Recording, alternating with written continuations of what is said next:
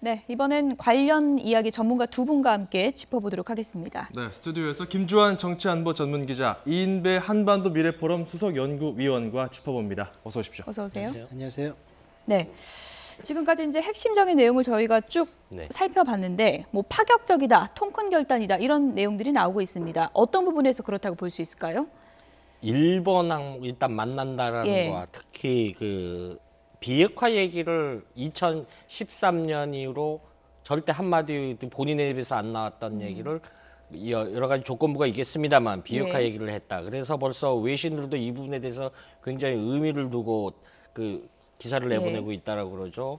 그 이 비핵화 부분에서 입에 나왔고 선대 유운이다. 자기가 실현할 의지가 있다. 이 부분에서 일단은 긍정적이다. 이렇게 봐야죠. 왜냐면 일단이라는 표현을 쓴 이유는 실행 여부죠. 실행 여부인데 다행히 4월 말 정상회담 이전에 한라인을 설치하겠다. 실행 의지를 밝힌 거라고 보이죠. 그렇기 예. 때문에 이번에 6개 항목은 사실 특사단이 평양으로 올라갈 때 사실 이 정도에 가져오겠느냐. 어떤 한마디라도 듣고 해야 돼 큰 성과라고 했는데 예상외의 성과를 갖고 온 예상을 것이죠. 훨씬 뛰어넘는 그렇죠. 성과다 그렇게 보시는 거군요. 예, 문재인 대통령의 대북 전략, 사실 그 평창 올림픽에 북한이 참가하면서 본격적인 물꼬가 텄는데요. 지금 어느 정도 남북 정상회담까지 만약에 이어진다면 그 전략이 절정에 치달을 것이다. 이 정도로 봐도 될까요? 그렇죠. 일단은 정상회담, 남북 정상회담이 가장 이제 하이라이트가 꽃이 되겠죠. 일단 되는 상황성인데 보면 김정은 이번에 저도 오늘 아침까지만 하더라도 특사들이 왔을 때 뭐 들고 올 것이 있을 것인가 대단히 추상적일 가능성이 높다라고 추측을 했었는데 오늘 실제로 발표를 보면서 저도 상당히 놀랄 정도로 그 발표 내용들이 있었다라고 보여집니다. 네. 보면 김정은 위원장의 대단히 그 성격도 많이 드러난다는 생각이 듭니다. 예. 김정일 위원장 같은 경우에는 그 판단도 좀 천천히 하고 굉장히 신중하게 하고 비공개적으로 하고 여러 가지 단서를 달고 이런 스타일이었거든요. 그럼에도 아들인 김정은 위원장 같은 경우는 굉장히 신속하고 명쾌하고 공개적으로 이렇게 활동을 하고 하는 것을 봐서 성품 차이도 굉장히 나타난다. 그것이 오늘 이런 결정에도 대단히 미쳤다. 제가 청와대에 있을 때도 보면 완전히 승계가 완전히 되지 않았을 때 2009년, 10년 경에 이제 후계자 있을 경우에도 보면은 1호실과 2호실, 2호실이 김정은이겠죠. 예. 했을 때 정책이 상당히 맛이 다른 정책들이 왔다 갔다 하면 나올 때가 꽤 있었거든요. 그때와 비슷하게 지금도 그런 김정은의 그런 모습은 보이고 있다라고 보여집니다. 네, 김주환 기자.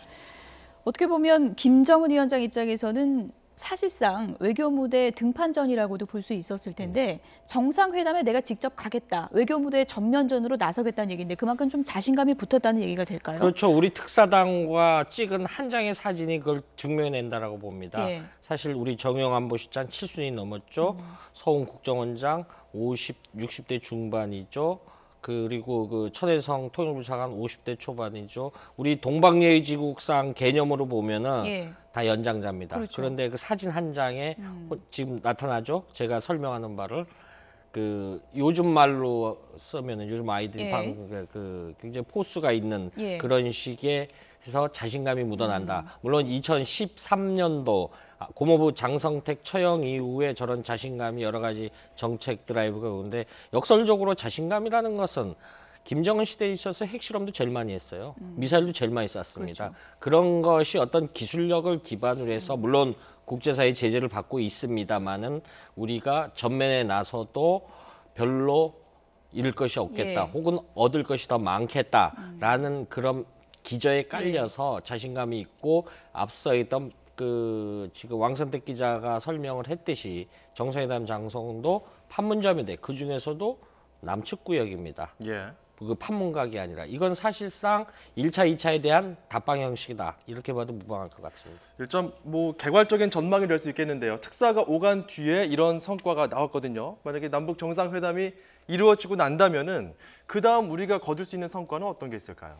가장 중요한 건 이제 비핵화에 대한 실천적인 그 계획들이 마련돼야 되겠죠. 왜냐하면 앞으로 미국 과 북한 간의 대화에도 포함되겠지만 실질적인 그런 그 계획들이 마련되고 그것이 차근차근 진행되는 게 대단히 중요하고 다른 한편에서는 그 진행과 동시에 뭐 북한이 가장 원하는 부분이겠지만 핵 경제 병진 노선을 해야 되는데 핵에 대해서 지금 이렇게 비핵화 이야기를 했단 말이죠. 그다음에 이제 경제라도 살려야 되는 상황이겠죠.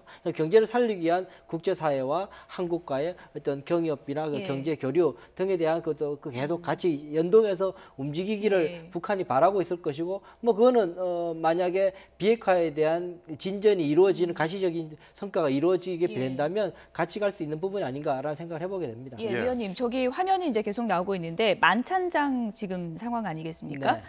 이렇게 이제 부인이 옆에 앉아 있고 여동생까지 나오고 이렇게 남측 특사단을 맞이해서 뭐 술잔도 기울이고 이런 모습 보이는 것 자체가 김정은이 상당히 좀 국제사회에 보내고 싶은 메시지가 있을 것 같은데요. 이거 자체가 대단히 한국 특사단에 대해서 거의 정상급 예우를 하고 있다고 예. 볼 수 있죠. 그러니까는 이 이설주 퍼스트 레이디를 같이 세워서 이렇게 예. 보여주는 걸 봤을 경우에 그렇게 볼 수 있고 이러한 모습들이 국제사회에서 우리가 충분히 이렇게 정상적으로 그 정상회담 내지 어떤 해외 외교 무대에 설 수 있는 어떤 분위기와 능력과 있다는 것을 지금 보여주고 있는 것이죠. 예. 뭐 예. 늘 이야기하고 있는 것처럼 참 오펜시브 매력 공세를 계속 이렇게 보여주고 시연해 보이고 있는 겁니다. 예. 지금 네. 화면을 자세히 보면요.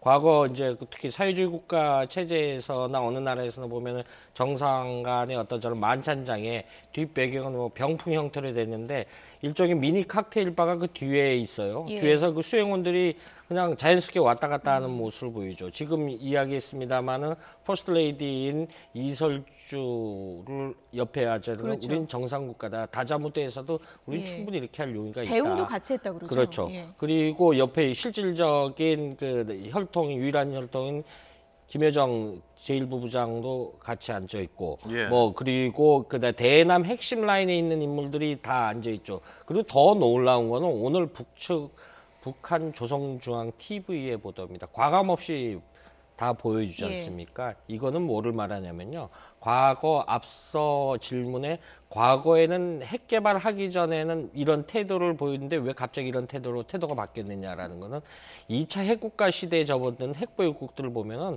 핵 기술력을 갖고 있느냐 안 나타나는 외교에 나타나는 적극성, 그걸 영어로 인볼드먼트라고 하는데 인볼드먼트 팔러시라고 하는데 적극성, 집요성 이것이 굉장히 양상이 달라집니다. 물론 핵 동결을 하고 있지만 우리는 핵무기에 관한 6차례의 핵실험을 통해서 근원적인 기술을 갖고 있다. 로열티를 갖고 있다는 소리입니다. 예. 그렇기 때문에 자신감이 나타나는 겁니다. 이것이 핵 보유 국가들과 아닌 국가들의 외교 정책의 차이입니다. 지금 첫 외교 무대에서 그런 자신감의 근저에는 바로 그것이 깔려 있다 이렇게 설명드리는 거죠. 자, 오늘 정의용 실장의 그 브리핑 내용을 좀 자세히 살펴보고 싶은데요. 키워드는 비핵화입니다. 일단 김정은 위원장이 비핵화는 선대의 유훈이다. 그러니까 김일성 주석의 유훈이라는 것에 대해서 다시 한번 밝혔는데요. 이 부분은 예전에도 계속 반복됐던 부분이죠? 네, 일단 획기적인 건 맞습니다. 왜냐하면 김정은 입에서 김정은 2013년에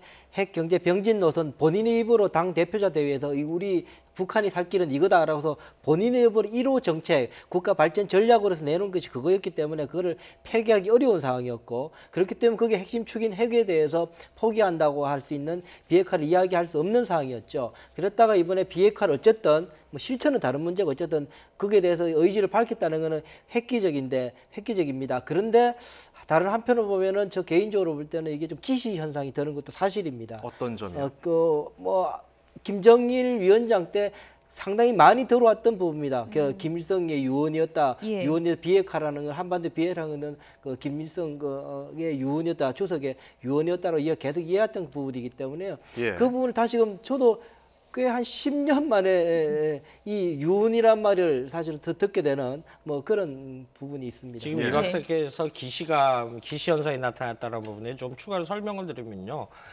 2005년도 육자회담 때 9.19 공동성명 내용의 1조 1항이 뭐냐면요. 현존하는 핵무기와 핵 프로그램을 모두 폐기한다라고 했습니다. 모두라는 말을 썼습니다. 그때 이런 분위기가 연상이 돼요. 그런데 역설적으로 2006년 1월 4일 1차 실험을 했습니다. 그래서 아마 이 박사께서 기시감이 들었다는 현상에 대해서 저는 좀 추가적으로 설명을 드릴 필요가 있고요. 그럼에도 불구하고 2012년 이후로 김정은 체제에 들어와서 단 한 번도 언급하지 않았던 비핵화라는 입을 본인 입에서 했다라는 건 이것이 굉장히 의미중차. 특히 미국으로 향한 메시지가 굉장히 크다. 이렇게 볼 수 있는 것이죠. 북한은 그동안 지난해 11월 29일 핵무력 보유 선언을 할 때 우리가 보유하는 핵무력은 그 남조선을 향한 것이 아니다. 우리한테 수십 년간 적대시 정책을 취한 미국을 겨냥한 것이고 미국이 우리를 공격하려고 하기 때문에 우리가 자의적 방어 수단을 갖는 것이다 라는데 이 부분에 대한 함의를 북한 측에 미국 측에 전달했다라고 봅니다. 물론 정의용 안보실장이 오늘 일문일답을 했습니다만은 그 4시간에 나온 대화 내용을 다 전달은 언론에 안 했을 거라고 봅니다. 예. 그래서 이런 6개 발표문은 공개된 내용이니까 전달을 했고요. 미국으로 가서 미국의 주요 정책 그 당국자들과 일본으로 그 러시아도 가고 그래서 역할 분담을 했다라고 하지 않습니까? 서훈 안보실장이라든가 그다음에 중국으로 날아가겠죠. 이런 분들. 이것이 갖는 의미한 바는 과거 약간 우리가 좀 아직은 좀 희망적인 얘기일 수도 있지만 독일 통일 과정에서 독일 통일이 이루어졌던 건 미국을 설득했던 겁니다. 그러니까 2차 대전의 국제주의 사회에서 현실 정치에서 미국의 동의를 안 받으면요. 사실은 체제 문제라든가 여러 가지 안보 상황은 진행된 적이 없어요. 이게 현실입니다. 현실이기 때문에 우리 역시 미국으로 제일 먼저 나가도 태평양 건너에 있는 미국이지만 미국이란 나라의 동의가 있어야지만 동북아의 어떤 안보 현상도 한반도의 안보도 보장되고 평화도 유지될 수 있는 거기 때문에 알겠습니다. 정의용 안보실장이 건너간다라는 건 굉장히 중차대하다 이렇게 볼 수 있거든요. 비핵화를 언급한 것 자체를 또 평가할 수 그렇죠. 있겠지만 그 앞에 이제 붙어 있는 조건들을 보면 대화가 지속되는 동안 또 체제 안전이 보장된다면 이런 조건을 또 눈여겨 본다면 과거와 달라진 게 없지 않느냐 이렇게 볼 수도 있지 않겠습니까? 미국이 어떻게 받아들일까요? 이 합의문을. 일단 미국은 이 합의문을 이 대화의 테이블에 앉는 데까지는 미국도 지금 수용할 가능성은 저는 높다고 저는 봅니다. 대화에 나선다고 해서 지금까지 미국이 하고 있던 정책들 대부 최대 압박 정책을 포기하거나 유예하거나 하진 않을 것 같고요. 그거는 그대로 그 트랙을 계속 가져가되 예. 대화를 통해서 진짜 비핵화 의지가 있는지 거기에 대한 탐색은 그런 의미에서의 대화는 우리 한국 외교 당국에서 이야기하고 있는 탐색적 대화라고 하는 예. 의정을 서로 떠보는 대화는 충분히 이제는 예. 가능한 틀은 마련됐다라고 생각은 저는 해볼 수 예. 있습니다. 탐색적 대화까지는 가능하다고 점쳐 주셨는데 그렇다면 본격적인 비핵화 논의를 하게 된다면 북한하고 미국하고 어느 정도 수준까지 비핵화 논의를 할 수 있는 겁니까? 제일 중요한 문제는 비핵화를 하려 그러면 이 동결을 해야 되잖아요. 예. 동결을 하고 나서 상황이 악화되면 동결을 해야 되고 폐기를 해야 되는데 동결을 하려 그러면 전제 조건이 뭐냐면은 현 상태가 어떤지를 확인이 돼야 돼요. 검증. 예. 예. 현 상태가 뭔지를 알아야지 이게 동결인지 아닌지가 확인이 되거든요. 예. 그거 하는 게 되게 어렵습니다, 사실은요.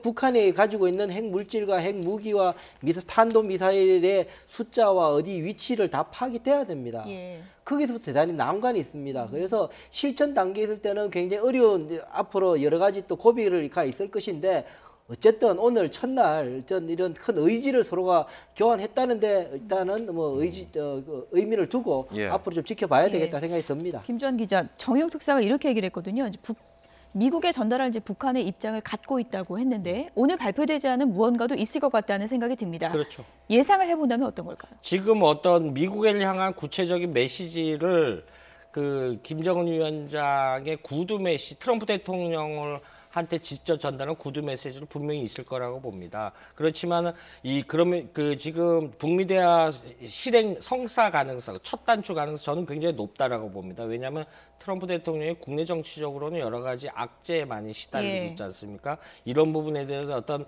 성과를 내놔야 돼요. 특히 어떤 11월 외교적 중간 성과요. 선거였을 예. 때. 그래서 동북아에서의 그 미국의 입장으로서는 목리를 부리는 북한을 내 집권하에 나의 정책으로서 잠재웠다. 큰 외교적 성과가 될 수 있죠. 그 11월 중간 선거에서 호재로 작용할 수 있는 겁니다. 그럼 적어도 11월까지는 그 이전에도 미국도 역시 발걸음을 빨리 해서 북한을 만나려는 예. 의지를 보이겠다. 그저께 워싱턴 중견 언론인 모임에서 전화가 왔다고 했지 않습니까? 만나겠다고. 근데 전화의 주체는 안 밝혔습니다. 어쨌든 이것은 트럼프 대통령의 예. 의지가 그만큼 있다. 그렇기 때문에 그걸 하기 위해서 탐색적 대 여러 가지 미국은 압박을 기조 유지하면서 당근을 많이 제시했었으니까 이 당근책 중에 하나를 정의용 실장을 통해서 백악관에 전달 가능성이 굉장히 높다라고 보는 거죠. 만약에 열린다면 북미 대화가 가시화된다면 이것이 시점상 남북 정상회담 전에 좀 가시화될까요? 글쎄, 그거는 굉장히 투트랙으로 가는 것이 굉장히 좋지. 그것이 어떤 전 단계. 왜냐하면은 일단은 우리 이 부분에 대해서 또 간과하지 말아야 되는 거 한미 군사회담이라는 부분이 연결되어 있어요. 예. 이 부분이 있기 때문에 이런 부분은 물론 김정은 위원장 이 부분에 대해서 이해한다라고 이 포괄적 의미에서 우리가 그렇죠. 반대 의사 표명을 하지 않겠다라는 의사를 밝힌 것으로 이해합니다만 한미 군사훈련 이해한다고 했죠. 이런 부분에 대한 어떤 한미 간에 또 비껴나가야 될 부분이 있기 때문에 일단은 그럼에도 불구하고 한반도의 주역은 우리입니다. 한민족입니다. 이걸 앞서서 북미 대화를 먼저 한다라는 것은 사실은 이 상도의가 아니고 예의가 아니죠. 그렇다 하더라도 만약에 그 연장선상에서 봤을 때 미국에 전달할 정의용 실장의 메시지에 북한은 체제 안전 보장, 어떤 군사적 위협 제거 이런 부분들이 해소가 된다면은 비핵화하겠다. 그러면은 한미 전략 자산 뭐 철수라든지 더 이상의 한미 군사 훈련을 나중에라도 좀 중단한다든지 이런 식의 메시지를 정 실장을 통해서 미국 측에 전달할 가능성 이건 어떻게 봐야 될까요? 아니요, 오늘 제가 그 특사단이 들고 온 메시지를 보면은 그렇게 공격적으로 북한이 나설 가능성이 저는 조금 낮지 않겠느냐. 우선은 미국의 마음을 사는데 좀 집중할 가능성이 높다라는 저는 생각을 해보게 됩니다. 그래서 감히 추측을 해보자면 지금 미국 트럼프 대통령이 대단히 북한에 대해서 핵을 빼놓고 대단히 압박하고 있는 부분이 뭐냐 하면은 북한 인권 문제지 않습니까? 예. 원비어 사건 이후에 북한 인권에 대해서 대단히 잔혹하다.